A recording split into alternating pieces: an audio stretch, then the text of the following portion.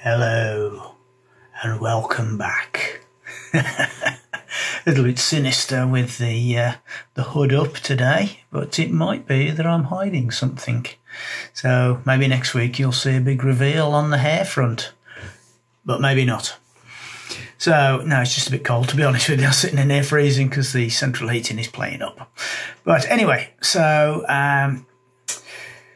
following on from last week's comparative reviews, I thought it was a bit fun. So here's another couple of reviews, in fact 3 reviews, and let's see what you make of these. So once again, I'm going to look away, so please excuse me not staring straight at the camera whilst I read these reviews and then come back to you with a bit of information that may or may not surprise you.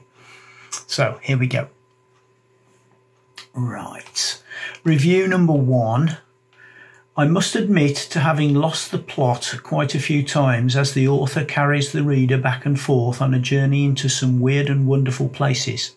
Many of the descriptions were quite disturbing and graphic, bordering on unnecessary. But when I finally got it, it made a lot more sense. So, sort of indifferent. So, review number 2. It's the literary equivalent of painting by numbers, by an artist who can't even stay within the lines. That's quite damning. Right, review number 3. I had heard a bit about this book, so took a gamble. Wow.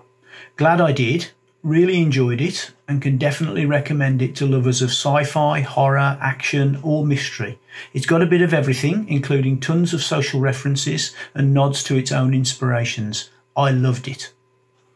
So 3 reviews, which are sort of covering the whole gamut really of good, bad and indifferent. But would you be interested or surprised to find that review number 2, which suggested the author being like a very poor version of a paint by numbers, was about, let me get this correct like I did last time and make sure I give you all the proper details, the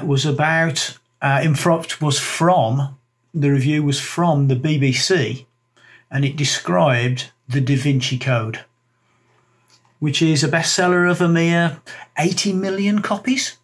So once again, it's interesting to see that even the best of books, which then become films and make millions of dollars, can be initially reviewed badly. And then equally as interestingly, the other 2 reviews, one slightly indifferent but okay and the other one very pleasing, were both about Breaking the Tranquillity of Solitude Part 1.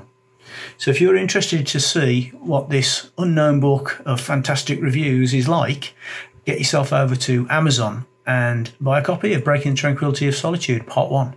And then, when you've read it, leave me an honest review. I don't mind if that honest review says that you absolutely hated it, as long as it's an honest review.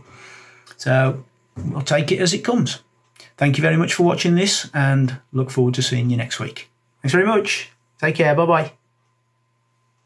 No chance.